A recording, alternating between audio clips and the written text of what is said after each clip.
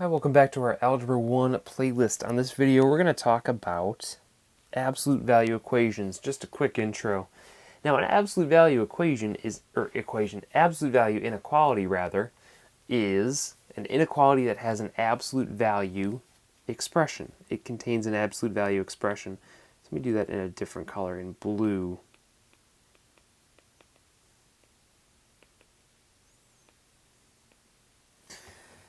Now, the solution to an absolute value inequality has a similar take as the solution to an absolute value equation. Now, absolute value means the distance away from 0. So this stuff, whatever that is 20 spaces away from 0. Well, on a number line, if I was 20 spaces away from 0, if I were 20 spaces to the right, I could be at positive 20. I could also go 20 spaces to the left of 0, and if I were over there, I would be at negative 20. So you will always have two inequalities, two equations, two solutions, anytime you have an absolute value expression. And in this case, in the equation, once the absolute value expression is by itself, once those absolute value bars are isolated, I would write my equation 1 as a positive equation, and 1 equal to that same number just made into a negative.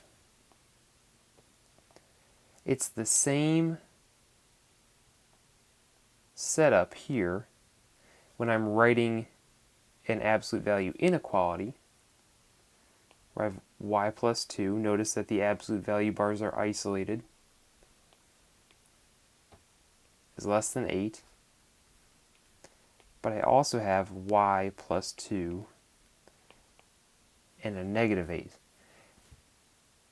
The last change that we need to make here is anytime I multiply an inequality by a negative, or if I divide an inequality by a negative, I need to change the inequality symbol.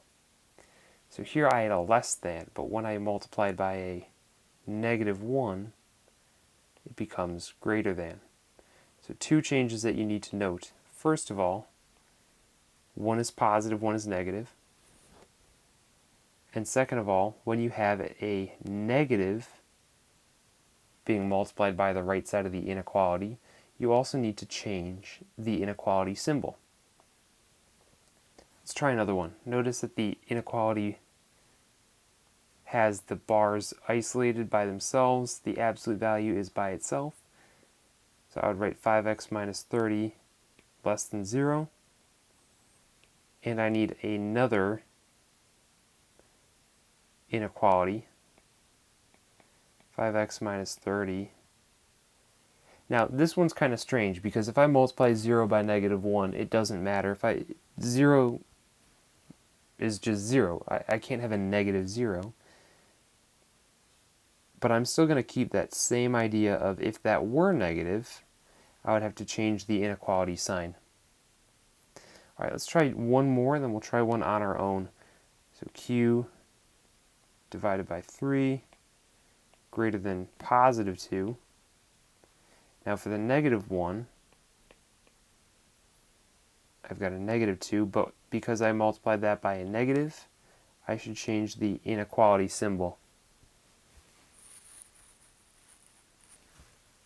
All right, why don't you pause the video, try writing out your two inequalities on number 4, and then unpause to check your work.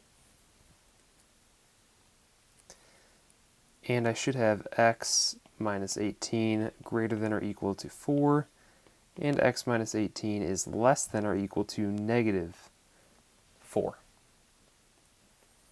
All right, now if I were going to solve some of these inequalities, first thing I need to do is isolate the absolute value part of the inequality. So here again, same idea, isolate that absolute value part of the inequality. I notice that I have a negative 7 being multiplied outside that absolute value. So to undo that, to get rid of that, to get the absolute value by itself, I see multiplying, I'm going to do the opposite. I'm going to divide by negative 7, a minus 4. Now I divided or multiplied by a negative, so what needs to happen here? If you multiply or divide by a negative, you should change that inequality symbol. And now I will need to write two equations, or two inequalities. I have a minus 4 greater than 4, and I have a minus 4. Now how do I write the rest of that? I want a negative 4, and because I multiplied that by a negative 1, I need to change the inequality symbol. So I have two inequalities here. A minus 4 is greater than 4. A minus 4 is less than negative 4. So let me simplify this. I'm going to solve both inequalities. A is greater than 8.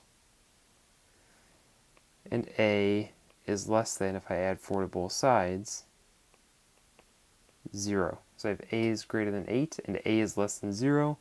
And I'll graph this really quick. I've got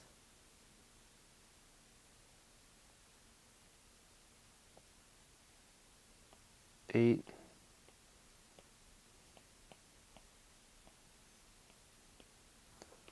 and maybe I could have, that's the wrong. There we go. Just center that real quick. Now 0 starts over here, and I should shade to the left. It's less than. 8, I should shade to the right. It's greater than. And these are open circles because it's strictly less than, strictly greater than. One last thing to note here is that I have an OR inequality. I would check out some other videos here on the channel or on YouTube in general to see how to solve our absolute value inequalities if you'd like more examples.